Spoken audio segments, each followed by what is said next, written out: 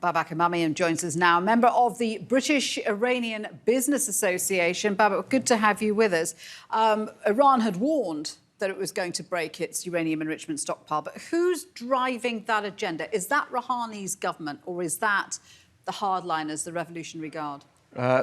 At the moment, this is for domestic consumption ready, because the government has issues with people, because the economy has dived. There is it's going towards absolute poverty now.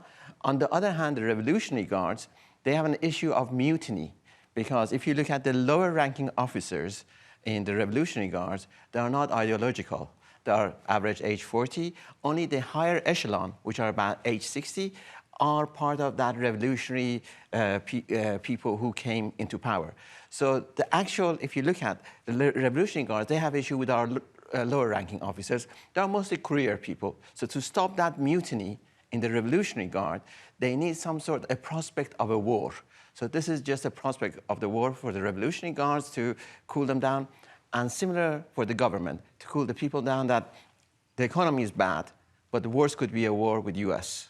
But in this case, they've alienated Europe, because the deadline was set for European leaders. If you can't help us, protect us from US sanctions, then we're going to violate the terms of the JCPOA.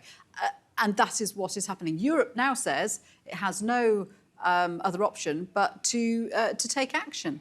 Well, in recent weeks, Tehran has come to the conclusion that Europeans cannot be the mediators.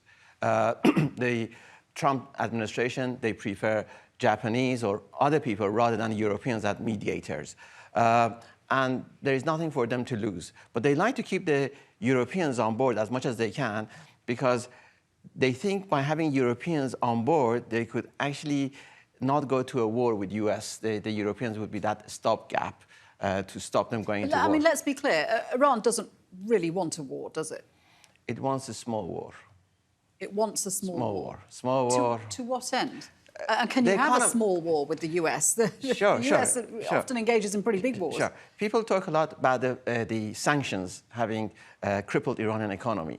You look at it, the floods has caused more damage than the sanctions. And the floods, nobody's talking about the damage that the recent floods in Iran and the lack of water management has caused to the Iranian economy. And the Revolutionary Guards, they control majority of the agriculture, so they've gone bust. And this is just coming up. So nobody talking about that aspect of it.